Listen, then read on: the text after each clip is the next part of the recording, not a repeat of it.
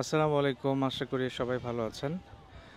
আমি এখন আছি আমেরিকার সানকিন মেডো পার্ক, তার সংলগ্ন একটি সমুদ্র সৈকত।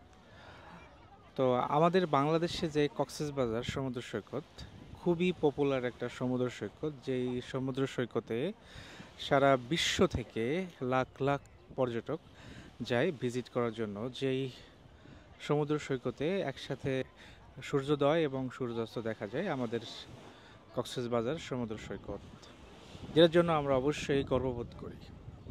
তার সাথে সাথে যে কথাটা আমি বলতে চাই যে আমাদের সমুদ্র সৈকত যেটা কক্সবাজার, সেই সমুদ্র সৈকতের যেই মান আমরা কি আসলে রক্ষা করতে পারি?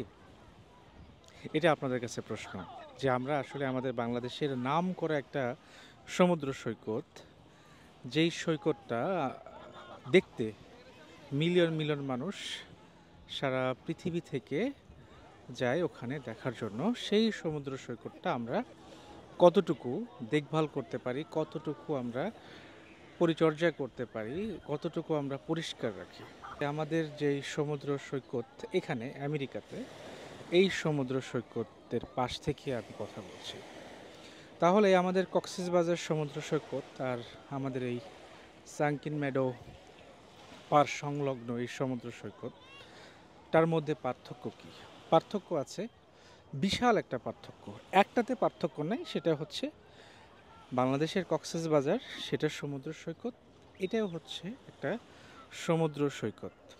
আমি আপনাদেরকে দেখানোর চেষ্টা করব যে আমাদের এই যে আমেরিকার এই সমুদ্র সৈকতটা কত গোছালো এবং কতটাই পরিপাটি। তার সাথে সাথে এই যে সমুদ্র সৈকত, এই সমুদ্র সৈকতের যে যে আইন, এই আইনটা যে কতটাই সুনিপুণভাবে এখানে প্রয়োগ করা হয় এবং এটা যে কত সুন্দর করে মানা হয়, সেটা যদি আপনারা দেখেন আপনারা আশ্চর্য হবেন।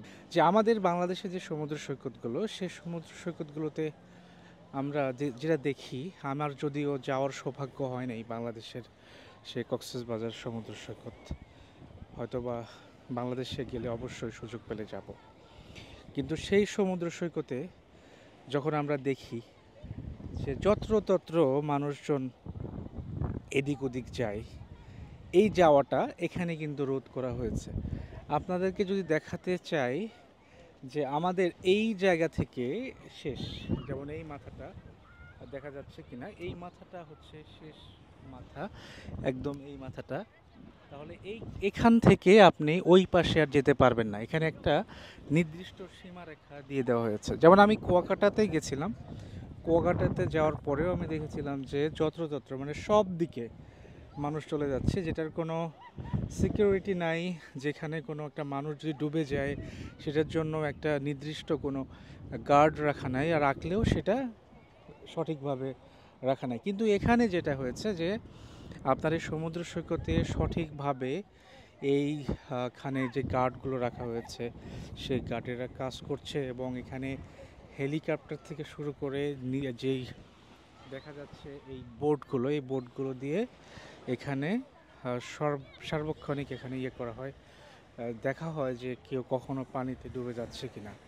আর যেটা বললাম যে সমুদ্র সৈকতের যেই নির্দিষ্ট একটা সীমারেখা করে দেওয়া, যে সীমারেখার বাহিরে আপনি যেতে পারবেন না, যদি যান সেটা অবশ্যই আইন বিরোধী একটা কাজ হবে। আমি যেটা দেখাচ্ছি যে এই যে চারিদিকে আমাদের এই যে আমি যে সমুদ্র সৈকতে আছি, এই সমুদ্র সৈকতটা খুব একটা বড় না।